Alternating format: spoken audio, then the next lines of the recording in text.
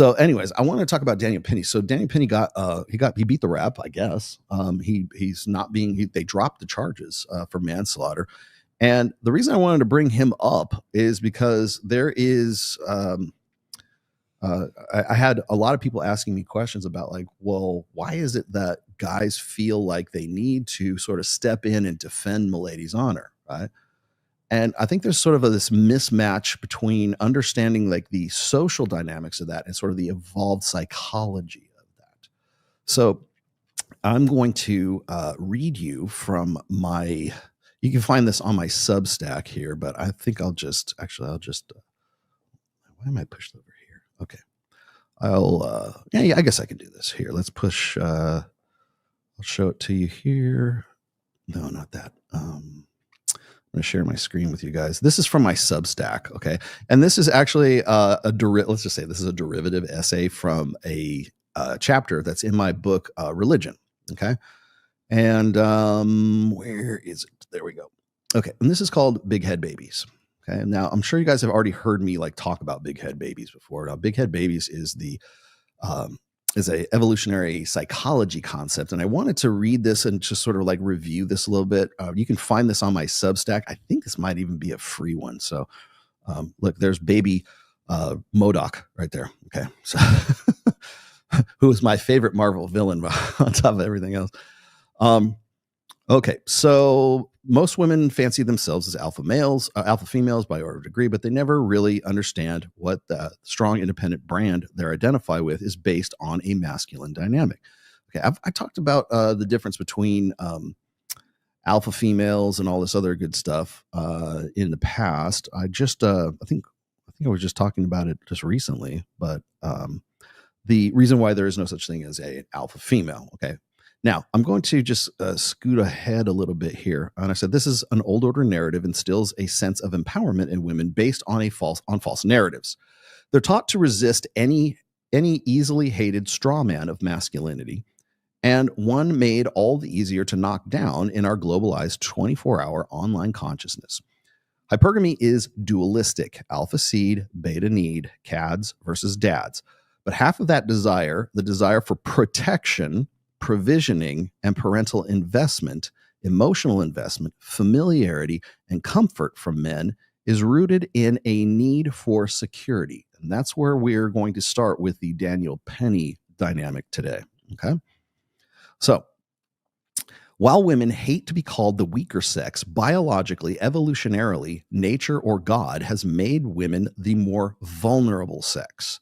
The realities of our ancestral past dictated that women and their offspring were dependent on men for protection from a chaotic, dangerous world.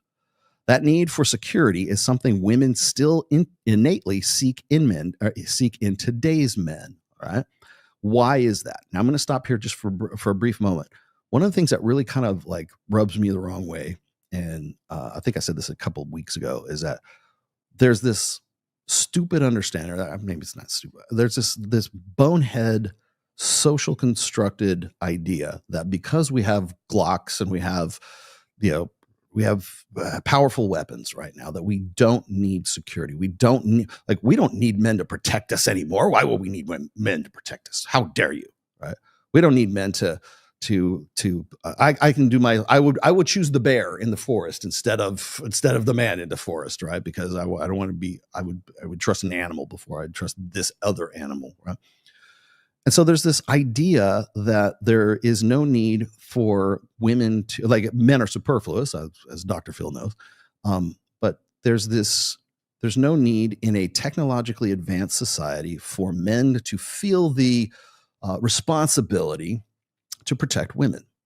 And like, if you go back and you look at, say, like a story like Titanic, where you have men who would rather go down with the ship than get on a lifeboat and save their own lives, which, by the way, there was plenty of room on a lot of these lifeboats. They found out that men would rather go down with the ship in dishonor than to be seen as cowardly in getting on the boats, right? Women and children first. Right? That has changed quite a bit since then, since women have become empowered and feminism has destroyed chivalry and, yada, yada, yada. But those are all social constructs. Those aren't based on evolutionary principles. So what I'm going to get into right now is based on evolutionary principles. Okay, That need for security is something women still innately seek in men today. Why? Because human babies have giant heads. Eggs are expensive and sperm is cheap. If you have even a passing interest in intersexual dynamics, no doubt you've read this somewhere before. Even if you haven't, if you're a new religious reader, or you probably have some learned or instinctual grasp of men's duty for sacrifice. And remember, the biological evolutionary impetus of this inspires the moralistic, the social side of this. What is your masculine duty? Your masculine duty is to protect milady's honor. Your masculine duty is to beat the fuck out of that guy on the subway before he kills women or before he hurts somebody. And it is you're a man, you're supposed to do that. Well, there's a biological evolutionary element to that as well as a social element to that. Okay. Here we go. Even if you haven't, particularly tradcons want men to be men and long for a golden era of traditional gender roles. But how did those roles get defined? While a lot of guys in the New Order question men's obligations for self-sacrifice in a social context, evolution has designated men as the disposable sex.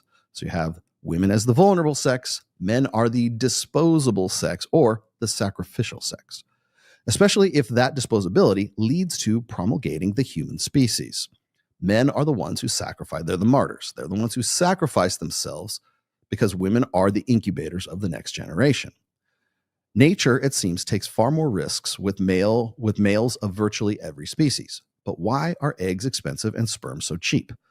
Beyond the obvious answer of one egg cell versus millions of sperm cells, the answer is simple. Human babies have giant heads, and it goes something like this. Here we go. Human beings survive by being smart. To make an intelligent brain, you need a lot of neurons. To make a lot of neurons, you need to start early in the gestation process. This means that human babies have giant heads. But you also need to get those babies out of their mothers. So their mothers need inefficiently wide hips, sophisticated brain incubators, and many other expensive reproductive system modifications. Thus, human females are vulnerable and physically helpless compared to most males. You also have to deliver those babies early while their heads are still small enough to fit through those widened hips. As such, every human baby is essentially born premature and requires a comparatively long time to reach self-sufficiency. For comparison, think about infant horses, and they can run in a few hours after birth, so they can get away from danger and they at least somewhat instinctively understand their surroundings. In our ancestral past, a human female was vulnerable, inefficient, weaker, a physical specimen who, for much of her life, carried around one or more weak and delicate offspring. Neither could run, fight, or hunt. Now, have things changed since then? Obviously. We have formula, we have protection, we have houses, we have indoor heating, we have dishwashers, all this other good stuff. So don't go there just yet. Okay. Unlike females of other species, human females constantly depend on males to protect, feed, and care for them. Thus, the provisioning security needs side of hypergamy became a critical priority. All right. So, as a result, human females also acquired some of the fragility and the importance of humanity's costly and fragile children through proximity. So if women are the ones who are doing the nurturing and doing the raising and doing the protection, and because they are the vulnerable sex and they're the gestators of the next generation, that's where this comes from. Now we need men to be men. We need men to protect. We need men to provide. We need men. Like one of the things I've said, and I think this is pretty much cross-cultural, to be a man, like one of these conventional masculinity aspects, is to produce more resources than you expend and to be generous with them. And to, like that's one of the reasons why monogamy and like all of this sort of romanticism that sort of surrounds monogamy right now is really founded on the beta bucks side of the hypergamous equation: provisioning, protection, and parental investment. That parental investment means you have to have the provisioning so that you can be invested in the parenting as well. So you've got to create more resources than you expend. So therefore you can take those resources, surplus resources, and then you can devote those to a wife and children, or wives in the past, and children. Okay. So Now, a problem arises in this reality. How do you prevent the males from tyrannizing the females to the detriment of the species? By imbuing males with the same protective instincts towards them that women have towards children. This is an instinct.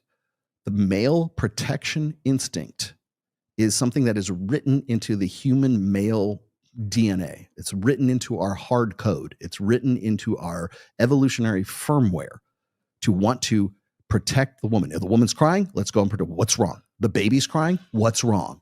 The man is crying, fuck him. Nobody cares, right? Like, I love it when people go, well, male vulnerability is really a strength. No, from an evolutionary perspective, it's a weakness. Nobody cares.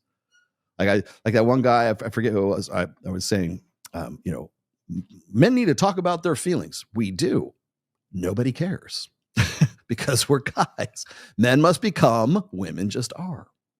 So when we see a man crying and shedding a tear, we look at it as a form of weakness. We go, oh, what a bitch. That's bitch behavior. Well, what's a bitch? A bitch is a woman, right? A bitch, a female dog, right?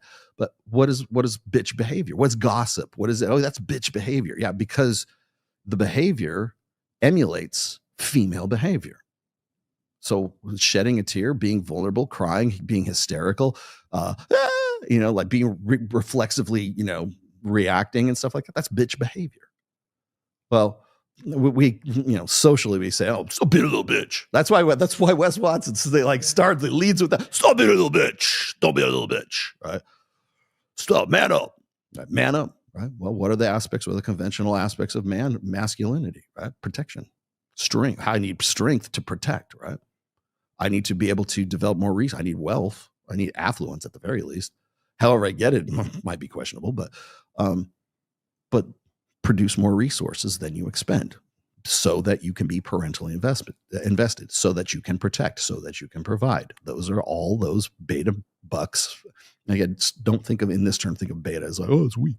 I'm just saying that's the opposite side or the other half of the hypergamous equation. The other half is alpha fucks, obviously. All right. So how do you prevent now? Okay. So we've already talked about that by imbuing males with the same protective instinct towards them that women have towards children. So men, one of the things that people really great on, like feminists and really great on people who are unfamiliar with the red pill. Put me back up again. Put me up there. One of the things that really grates on critics of the, especially female trad femme females, absolutely hate this shit. And I understand why, because they're just ignorant. I don't mean dumb. I'm just saying you're ignorant of the fact that for that protective instinct to exist in a man, that man has to view that woman as a child, at least in some way, like helpless, vulnerable. I need to protect the woman. I need to protect the child, and I need to protect the woman. That's instinctive to men. It is a male protection dynamic, really. But the reason why, see what happens is people who are unfamiliar with the red pill, they go, those red pill guys think that women are children and they should be treated as children, and they're just idiots and they're just walking around like 10-year-olds. No, that's not where this comes from. Now, there are people, I'm not going to name names, there are people who take that to the nth degree and say, well, women are basically idiots, so you have to treat them like idiots. I've never said that. I will never say that. I don't think women are idiots. I think they're probably a whole lot smarter than we give them credit for. But the fact is that men, because we have this protector dynamic, we have this instinctual understanding of, if I'm going to protect this woman, she has to be like a child. She has to have at least some aspect of the same fragility and vulnerability as a child, as an infant. So is the woman an infant? No. Is she stupid? Is she dumb like a 5-year-old child? No. But the instinct to protect, the instinct that exists in the man to want to be the provider, the protector, to have that purpose is instinctive. It's written into your DNA. It is written into the hard code in your brain over the course of 200,000 years. That's where the childlike qualities of women come into play. Are women children? No, they're not. And they should be held accountable and they should be treated as adults. But men still have this understanding and this instinctive, part of their psyches that sees women as some sort of fragile child that needs to be protected. And women hate the fuck out of that until they're on a subway and some guy says, I'm going to kill every chick that's on this subway. And a dude steps up and he goes and beats the hell out of him, right? Maybe kills him. Then that guy is appreciated. Thank you. You did your masculine duty. Now, I'm going to throw this one out here before I continue on.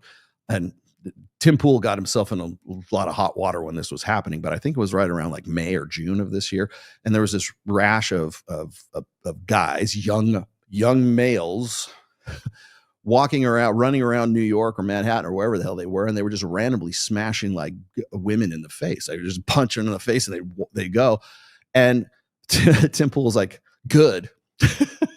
And now, being facetious about this, because this is basically the policies that that the women who were getting smashed in the face were voting into to be. Now, why do we say that? Because at the same time this was going on, or like was just maybe immediately after this, was when Daniel Penny got picked up, and for doing what? Trying to defend women on a subway from a violent guy who would have probably smashed them in the face, right? So what do you want, ladies? Do you want traditional masculinity to the point? Because you don't get it two ways. You don't get him to be the sacrificial, defender of your physical person, and have him be some sort of vulnerable, sensitive, man bun barista who's gonna, sit there and listen to you bitch and moan about stuff. That's your girlfriend. What do you want? Do you want a defender? Do you want a man? Or do you want somebody who's going to have bitch behavior, right? So guys have said this before, is like that, guys in the sphere anyways have said this before, is that when I would say feminism, but women today want it both ways, right? They want old order responsibility from men, but they don't want men to have any old order authority over men. They don't want men to have they'll give them authority up to a point and then snatch it away and take it away. And everything's supposed to be 50-50 until, like you've heard Myron say this a million times, until there's an intruder downstairs and it's her turn to go take the baseball bat and go down and smack the intruder, right? That doesn't happen. Or you have what's his face from It's Complicated. He's the guy that does the On the Street video. John, he's really good. I gotta get him in here. But he asks women, like, why is it my responsibility to defend you if some violent criminal on the street like comes and tries to beat the hell out of you or takes your purse or whatever? Well, you're the man. That's where this is coming from. That you're the man, that's a societal social construct, but it's based on the male protector dynamic. You're supposed to do that. You're supposed to want to do that. So when and God forbid, we had 77 people die in this mass shooting here in Las Vegas back in 2017 at that country, which is actually not too far from here, that at that country venue, when it was at the MGM and the guy was like gunning down everybody at the concert. You had guys who would basically put themselves physically in front of women and take bullets for women that they didn't even know. They had no idea who they were. They would just say, "Hey, shoot me instead." And they were literally taking bullets. There was incidents in Aspen, Colorado, when James Holmes opened fire inside the theater. You had men who would instinctively, they don't think about it, then they go, well, feminism and equal rights says I don't have to do that. That doesn't happen. It's instinct. It's just like you just throw yourself physically in front of it, because the woman is the incubator of the next generation. If you have time to think about it, you might say, fuck that. You go take care of you make your own damn money, girl. There was a cruise ship. It was the Costa Concordia, and I think it was 2014. I wrote an essay about this on the Rational Mail. It wasn't the Titanic, that's for damn sure, but the thing ran aground and it was starting to list, and so it was going down. This thing was going down, but it was going down slow. So, they had time to evacuate everybody out, but they didn't know that. Like, passengers didn't on the Concordia, they didn't know that.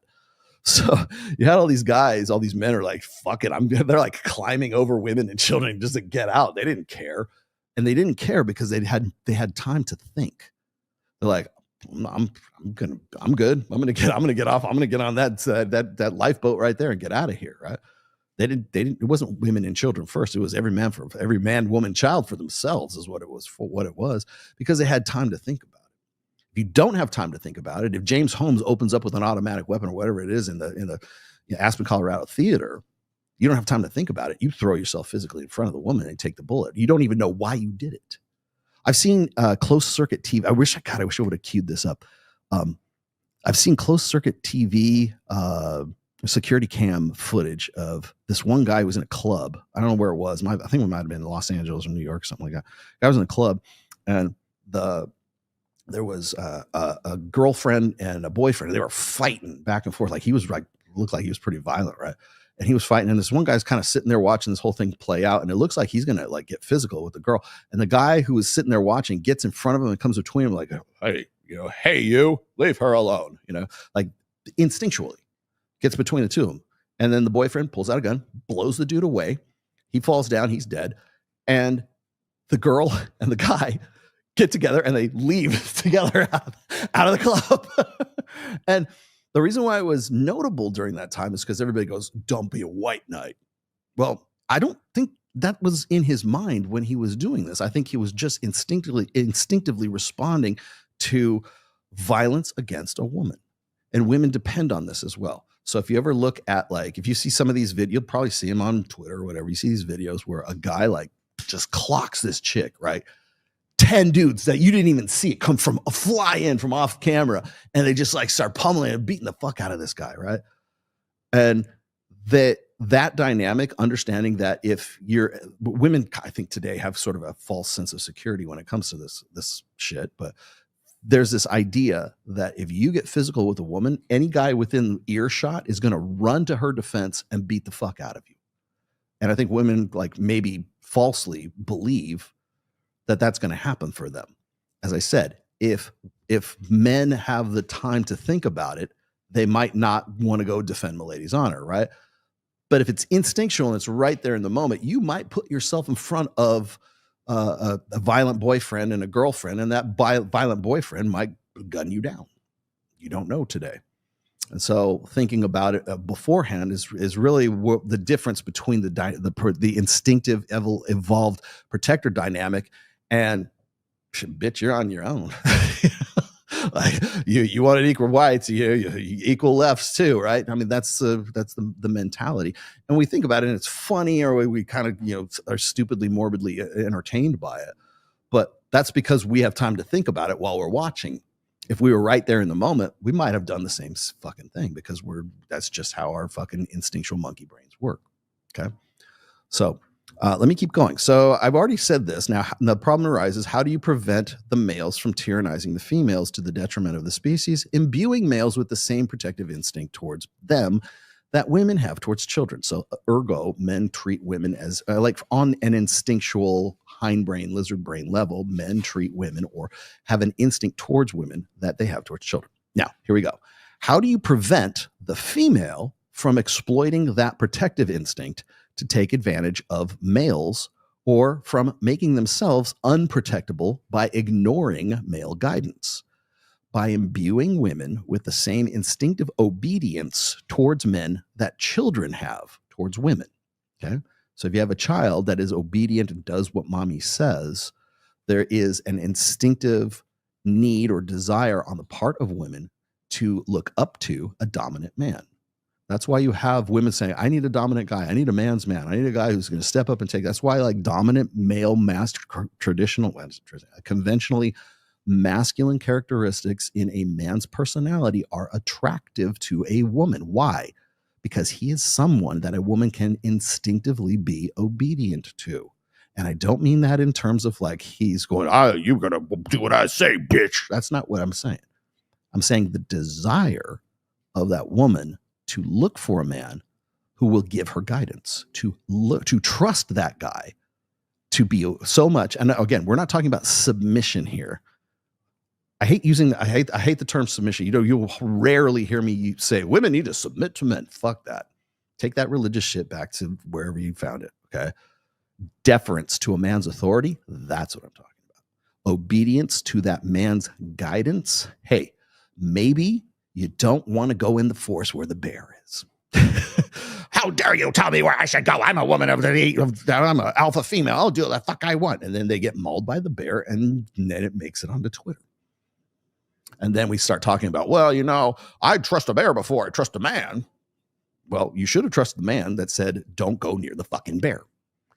Do you know where that came from? You know where that video was for the whole thing that started the conversation with the bear in the forest and the guy is there was a guy who told this woman, say, hey, don't go near that bear. I think they were in Tennessee, like a Blue Mountains was in Tennessee. I think so. And he said, you don't go near that bear because the bear is going to fuck you up. Right. And she's like, how dare you tell me what to do? Blah, blah, you know, like getting all like, you know, attitude and stuff, goes out to the bear mauls the woman. And then, so what happens is that video was viral on Twitter and said, see, you should have listened to the guy. The guy's wise enough to say, hey, you just don't want to listen to masculine guidance. You know, maybe, you know, she's just been brought up on feminism and gynocentrism to the point where she's not going to trust. I don't trust any man. I don't need a man. I want a man, but I don't need a man. I don't need him so much so that I need his advice not to go and fuck with a bear, right? Don't fuck with a bear. I've lived in Lake Tahoe long enough to know you do not fuck with bears. Okay. Don't fuck with tigers. Don't fuck with dangerous animals. Don't fuck with sharks. Okay. Don't swim with sharks. I don't care how alpha a female you are, you're going to get ate. I like the ones where like the woman decided that she's going to go jump in the polar bear pond because it's a fuzzy polar bear. It was just it's just on Twitter. Ate the woman. Should have listened to the guy. How dare you? Wait, do I have that? There. How dare you? But that's where it comes from. Is an instinctive desire for a man that a woman can trust. And that's what I think really what feminism and gynocentrism has done over the last 60 some odd years is it has eroded that trust between men and women, where a man says, hey, look, I'm the one I know what violence is about. I'm bigger than you, stronger than you, faster than you. I have, you know, I got a lot going for me. Okay. So can you like maybe trust my, you know, authority, trust my guidance and my wisdom here? I know I'm a man, and we're supposed to be 50-50. That whole thing about being egalitarian and 50-50, that's ruined, or it has come in between, or it's been a sort of a buffer, let's just say, between women being able to trust a man or looking for a man that they can trust, that they can be obedient to. And by obedience, I mean defer to his authority and defer to his wisdom and defer to his guidance. Do what I say, not because I'm an asshole and I'm a patriarchal son of a bitch or a tyrant, but because I know what I'm fucking talking about. Can you just please do that? Like, remember when the Tinder swindler was going off and that one chick was like saying, oh, hey, if she even tweets her friends or you know, messages her friends, say, hey, I met this guy on Tinder. I'm going to go get on his private jet right now 45 minutes after meeting the guy, and you know, maybe some of her girlfriends were like, I don't know, girl, but oh no, it's Prince Charming, and it was this fairy tale and everything else. And my first instinct when I saw that, I'm like, where the fuck is her dad? Where the fuck is her uncle? Where the fuck is her brother? Where the fuck is any man that's going to say, what the fuck are you talking about? You're going to get on this guy. He could sell you into white slavery. He's going to fly you off to somewhere, some third world country, and sell you into prostitution. Yeah, straight to Estonia. But I was my friend, this maybe it's just me, but as a father, like if my daughter said, Daddy, I just met this guy on Tinder and he wants to fly me to, you know, Bulgaria or wherever the fuck they were going or whatever like that. I met him 45 minutes ago on Tinder. I'm like, oh no, you're not. I will go and like physically grab her and bring her back and like lock her down and tell that guy to go fuck himself. Right. Well, we don't have that anymore. Because first of all, guys are scared shitless to even say, well, I wouldn't want to ruin your romantic chances, honey. Go right ahead. You know, tell him I said hi. The Mossad agent whose father was a diamond merchant. Yeah. Tell him, hey, come on, man. But there's no guidance. And these are women who, if you were to, and women in general, if you were to say, hey, I don't think that's a good idea. Fuck you, Dad. I'm going off with the bear. The bear being the Tinder swindler in this case. Right? So when we use terms like submission, like I said, I don't like the term submission. I rather work with deference or obedience or guidance. Those sound like way better terms than just, I'm going to submit to me, bitch. This is not Archie Bunker. Okay. So, So when we talk about this, remember, I'm not talking about this from a social aspect or like a social constructed aspect. I'm looking at this from an evolved human nature aspect. Okay. So when women say they want a dominant man, they want a guy who is women can't look up to a man who is their equal. Okay. You've heard this a billion times. Like women want a guy who's stronger than them, tougher than them, taller than them, makes more money than them, more than them, but still considers himself the equal of the girl. And the funny thing is, if the guy is, you know what, I know I'm all of that, but I really feel like I'm your equal. We're equals.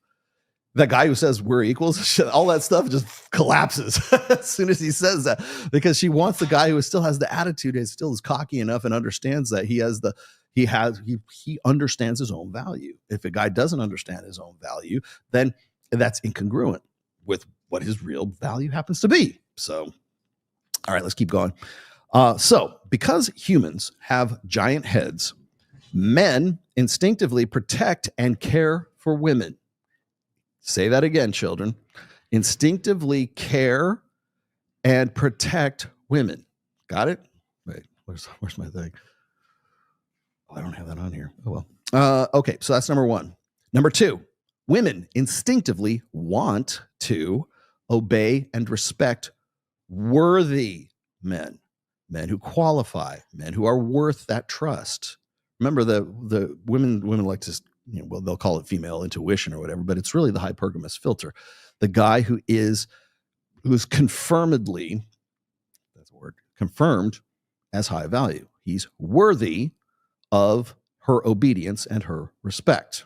Okay. Number three, women are to men as children are to women for protection. In protection. Got it? Humans strive for a learned socially enforced monogamy despite an innate nature that incentivizes a more efficient promiscuity as a mating strategy. So remember, when people I've answered this question dozens of times. Are men are human beings naturally promiscuous, or are they naturally monogamous, Rolo? Both. And both can be true at the same time.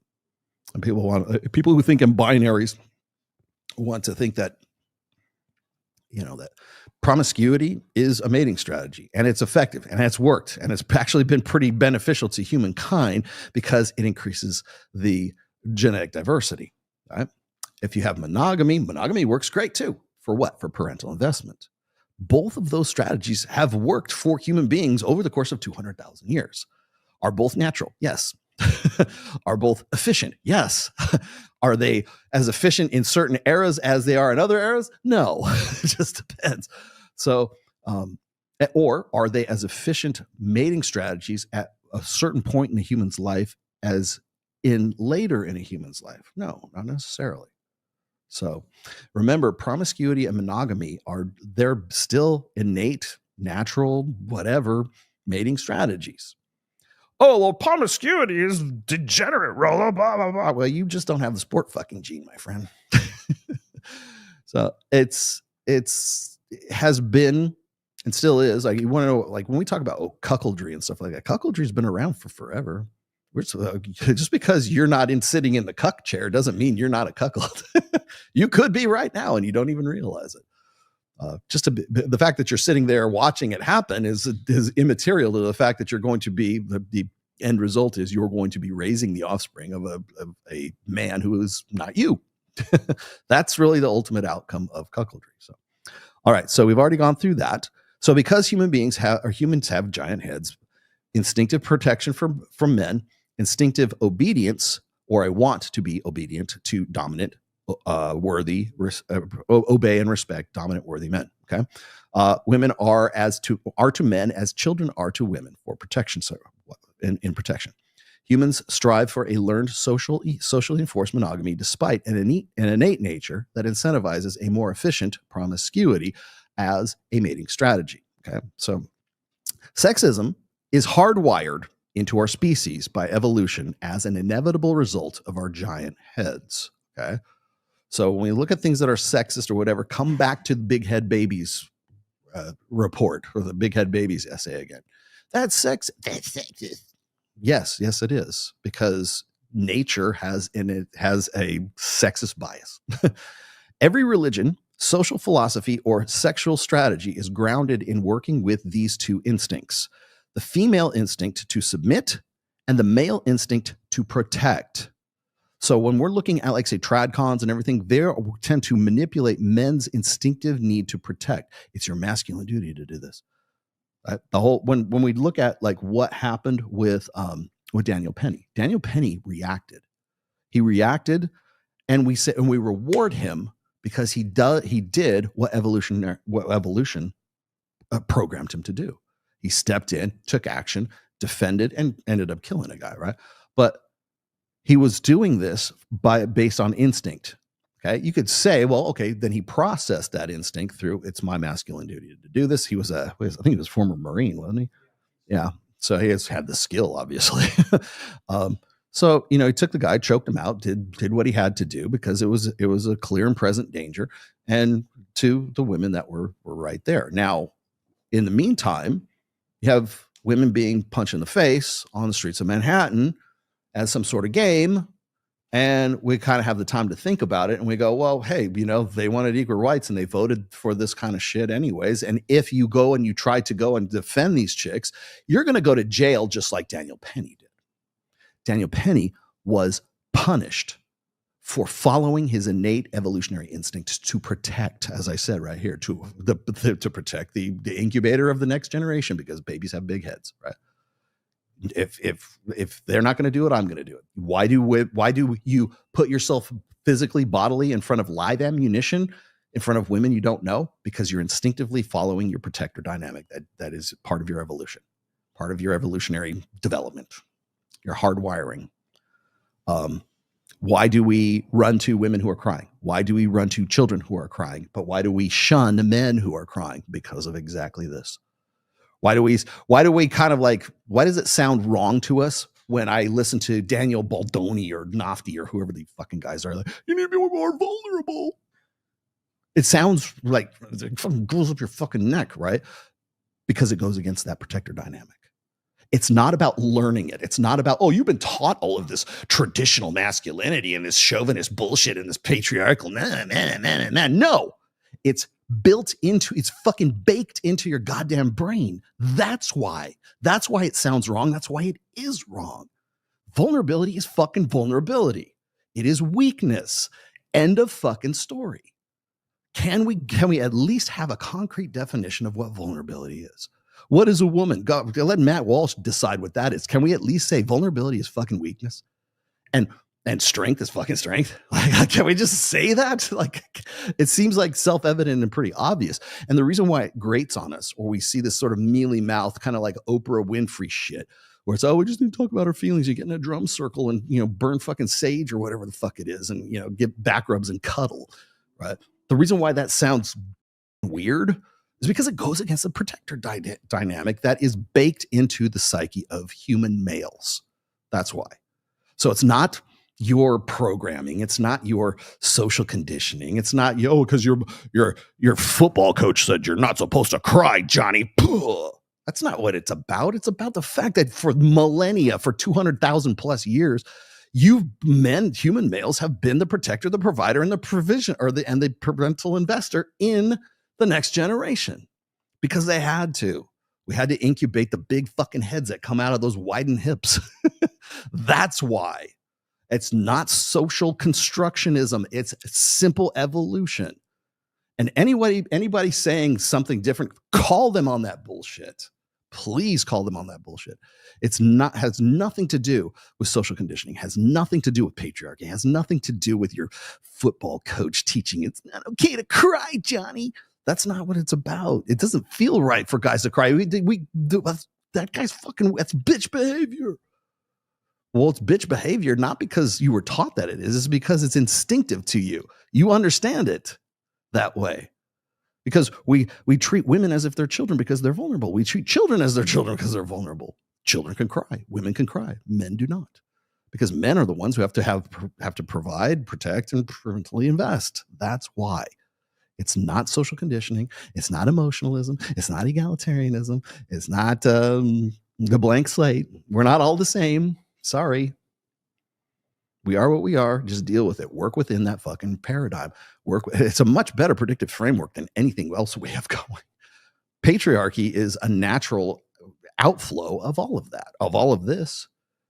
Patriarchy makes sense in its most ideal form. Makes sense when men evolve to be the protector, the provider, and they have a protector instinct.